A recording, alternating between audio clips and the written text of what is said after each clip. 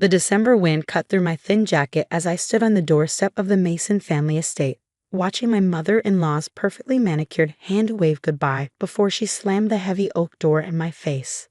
I placed one hand protectively over my growing belly, trying to process how quickly everything had fallen apart. My name is Emma Chen, and at 28 years old, I found myself pregnant, alone, and locked out of what had been my home for the past 3 years. But Victoria Mason had no idea what she'd just done, or who she was really dealing with. "You'll thank me for this later, James," I heard her say through the door to my husband. "She was never good enough for you. No connections, no family money, just some scholarship girl who got lucky." I waited for James to defend me, to say something. Anything. But his silence spoke volumes. The same silence that had grown between us over the past few months as his mother's influence poisoned everything we'd built together. The irony was, Victoria Mason was right about one thing. I had gotten lucky, but not in the way she thought. 3 years ago, I was a software engineer fresh out of MIT, working on an AI algorithm that could revolutionize supply chain management. James and I met at a tech conference where I was presenting my research. He was there representing his family's shipping company, Mason Global Logistics. It was love at first sight, at least that's what I thought. The wedding was rushed, small, intimate. Victoria never approved, but James had insisted. "We don't need their blessing," he'd said back then. "We just need each other." Those words felt hollow now as I stood in the cold, watching my breath form clouds in the frigid air. What Victoria didn't know was that for the past year, I'd been building something in secret. Something that would change everything. The algorithm I'd been developing wasn't just theoretical anymore, it was ready. And while Victoria was busy planning charity galas and criticizing my common background, I'd been quietly meeting with investors, securing patents, and laying the groundwork for my own company. I pulled out my phone, my fingers trembling slightly from both cold and adrenaline, and dialed the one person I knew I could count on. "Maya, it's happening." They kicked me out. Maya Chen, my older sister and brilliant corporate lawyer, didn't miss a beat. "I'm on my way. The apartment is ready. Time to launch Plan B." I could hear her grabbing her keys, the determination in her voice giving me strength. Maya had always been my rock, especially after we lost our parents in an accident 10 years ago. She was the one who'd encouraged me to keep working on my algorithm even after I married James. "Never put all your eggs in one basket, little sister," she'd warned me. Especially not a golden one. As I waited for Maya, I thought about the last conversation I'd had with James earlier that morning. He found the prenatal vitamins in my drawer, and instead of being happy about the baby, he looked worried. "Did you plan this?" he'd asked, his voice tight. "Is this some kind of trap?" The accusation had stunned me. Trap? "James, we're married. We talked about having children." "Mother thinks the timing is suspicious," he'd said, running his hands through his hair. "With the company's merger coming up." I should have seen it then, how deeply his mother's paranoia had infected him.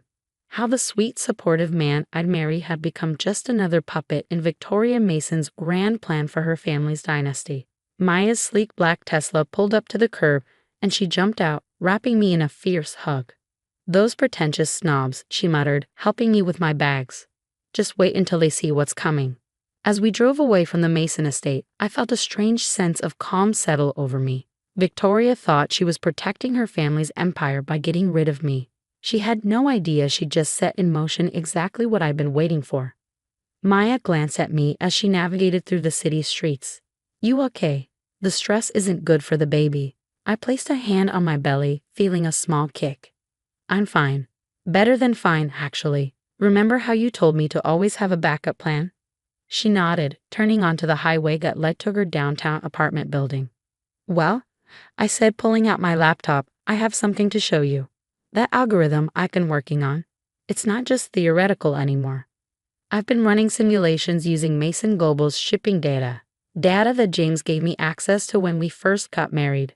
Maya's eyes widened. "Emma, what exactly have you been up to?" I opened my laptop, showing her the results of my latest simulation. I've created an AI-driven logistics system that can predict supply chain disruptions before they happen, optimize shipping routes in real time, and reduce costs by up to 40%. I call it ChainSight.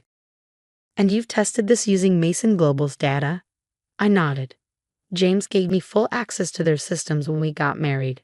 He wanted me to understand the family business. Victoria was furious about it, but he insisted.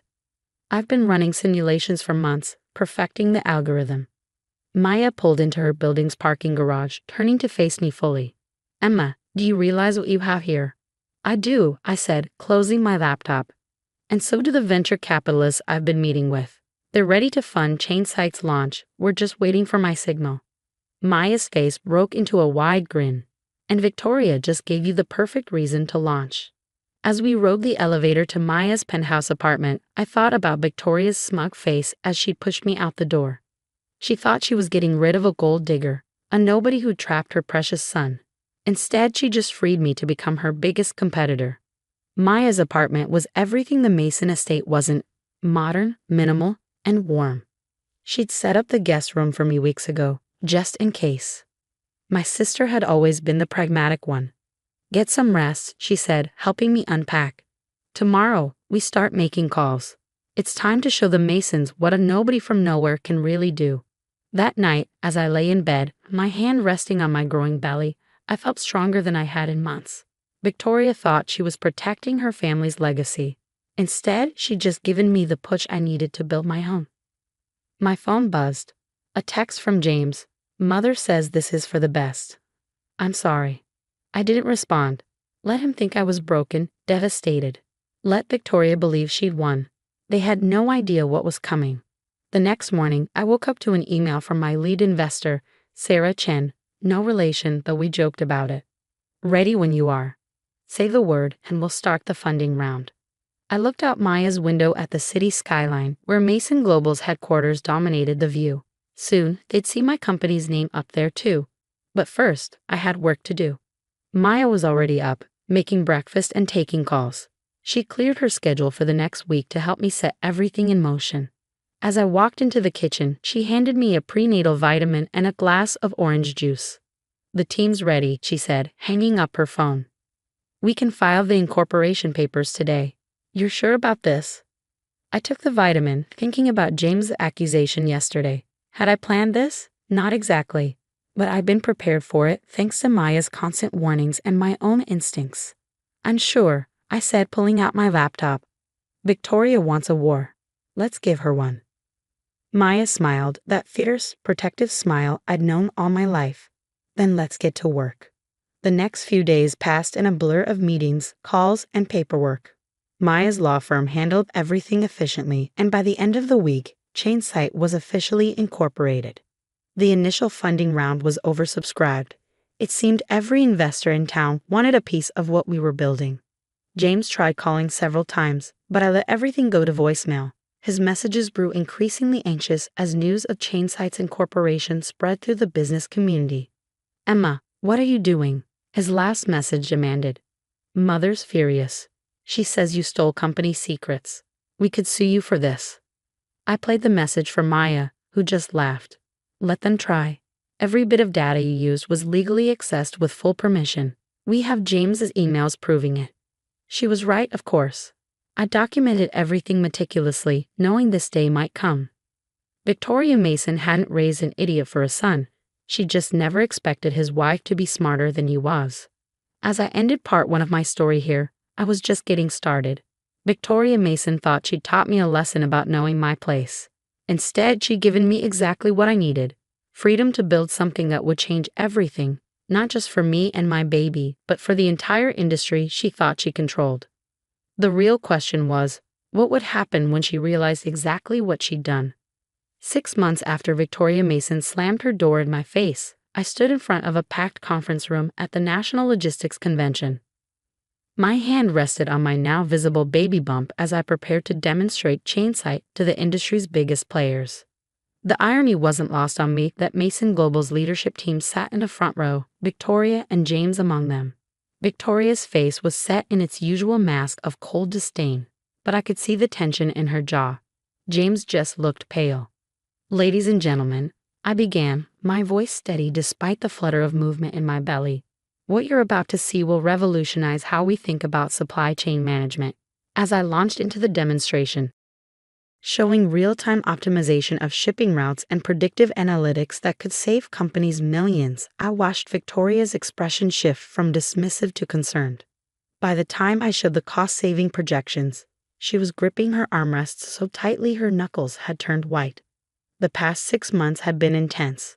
Maya and I had worked around the clock, building the company from her penthouse apartment. Our team grew quickly, brilliant engineers and developers who believed in the vision. The pregnancy hadn't been easy, but every kick from my baby felt like a reminder of why I was doing this. Victoria had tried everything to stop us. First came the cease and desist letters, claiming I'd stolen proprietary information. Maya's legal team shut that down quickly, producing documentation of every permission James had given me to access their systems. Then came the whisper campaign. Rumors about my character, my background, suggestions that I was unstable. But Victoria had underestimated how much the industry was ready for change. Chainsite's early trials with smaller shipping companies had produced results that couldn't be ignored. Any questions? I asked as I concluded the presentation. The room erupted with raised hands, but Victoria was already on her feet. This is nothing but smoke and mirrors, she announced, her voice sharp. Ms. Chen claims her system can reduce costs by 40%, but where's the proof? Mason Global has been in this industry for generations. We know what's possible and what isn't. I smiled, having anticipated this moment. Excellent question, Mrs. Mason.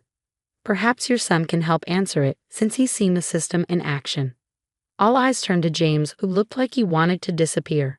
He knew exactly what I was referring to. The trial runs I'd done using Mason Global's data, the ones he'd enthusiastically approved before his mother poisoned everything. I don't know what you're talking about, he stammered, but his face betrayed him. Really? I pulled up a series of emails on the screen behind me. Because according to these messages, you were quite impressed with the initial results. In fact, you called them revolutionary and suggested implementing them company-wide. Victoria's face turned scarlet. The emails were damning, not just for their content, but because they proved every accusation she'd made about me stealing company secrets was false. James had been my biggest supporter, right up until she turned him against me. After the presentation, investors swarmed around me. Maya handled most of them, her legal expertise proving invaluable as we fielded partnership offers and investment proposals. I noticed James hovering at the edge of the crowd, looking lost. Finally, he approached me as the room began to clear. Victoria was nowhere in sight. Emma, he said quietly, can we talk? I looked at him, really looked at him, for the first time in months. The man I'd fallen in love with seemed smaller somehow, diminished. About what, James? About how you let your mother kick out your pregnant wife? Or about how you've spent the last 6 months trying to destroy what I've built? He flinched. I didn't know about the baby, about any of it. Mother said. That's the problem. I cut him off. Mother said, Mother thinks, Mother knows best. When was the last time you thought for yourself? The company's stock dropped 15% after your presentation, he said, changing tactics. Mother's furious. The board is asking questions. Maybe we could work something out. I laughed, though there was no humor in it. Now you want to work something out? After everything. You're still my wife, he said, reaching for my hand. I pulled away. Actually, I'm not. The divorce papers were delivered to your office this morning. Maya's firm handled everything. You should read them carefully, especially the part about the baby. His face fell. Emma, please. That's my child, too. Yes, I agreed, and you'll have visitation rights once they're born. But you lost the right to be their father the day you chose your mother over your family. Maya appeared at my elbow, right on cue. Everything okay here? James stepped back, his shoulders slumping. I'm sorry, Emma, for everything. I'm not, I said honestly. Everything that happened led me here. Chainsite is already revolutionizing the industry, and we're just getting started. So thank your mother for me, James. She gave me exactly what I needed, freedom. As he walked away, Maya squeezed my arm. You okay? I nodded, watching James disappear into the crowd. Better than okay. Did you see the partnership offers we got today? 6 major shipping companies want to implement Chainsite immediately. Maya confirmed. And that's just the beginning. Victoria's worst nightmare is coming true. You're not just competing with Mason Global. You're going to surpass them. 2 weeks later, I sat in my new office, reviewing the latest performance reports. Chainsight was growing faster than even our most optimistic projections had predicted. Companies were switching to our system in droves, drawn by the cost savings and efficiency improvements. Mason Global's stock had continued to fall as investors questioned their ability to compete in the changing landscape. I'd heard through industry gossip that Victoria had been forced to step down from the board, though she was fighting it every step of the way. A knock at my door interrupted my thoughts. Maya entered, waving a tablet. "You need to see this," she said, pulling up a news article. The headline made me catch my breath. Mason Global Logistics announces major restructuring. CEO James Mason steps down. "He's leaving the company?" I asked, scanning the article. Maya nodded. Word is he's starting his own venture, something about embracing innovation and new directions in logistics. I sat back, absently rubbing my belly where the baby was kicking. His mother must be beside herself. "Oh, she is," Maya grinned. "But that's not all. Look at the last paragraph." I read it and felt a strange mix of emotions. In a surprising move, James Mason has expressed interest in potential collaborations with emerging industry leaders, specifically citing Chainsight's revolutionary approach to supply chain management. "What do you think?" Maya asked. "Should we hear him out?" I thought about it, remembering the man I've fallen in love with, the one who'd been excited about innovation before his mother's influence took over. Maybe, free from Victoria's control, that man still existed somewhere. Set up a meeting, I decided. But make it clear, this is business, nothing more. If he wants to work with Chainsight, he'll need to prove himself just like anyone else. Maya nodded, understanding perfectly. And Victoria? I smiled, thinking of my former mother-in-law and her grand plans for her family's legacy. She can watch from the sidelines as everything she tried to protect gets transformed by the nobody from nowhere she threw out in the cold. The baby kicked again, stronger this time, and I placed both hands on my belly. In 2 months, I'd be a mother myself. But unlike Victoria, I would teach my child that true legacy isn't about maintaining control. It's about having the courage to create something new. Victoria had thought she was protecting her son's inheritance when she kicked me out that cold December day. Instead, she triggered a revolution in the industry she thought she controlled, led by the very person she underestimated most.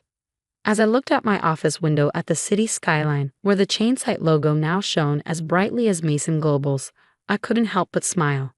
Sometimes the best revenge isn't about getting even. It's about soaring higher than your enemies ever thought possible.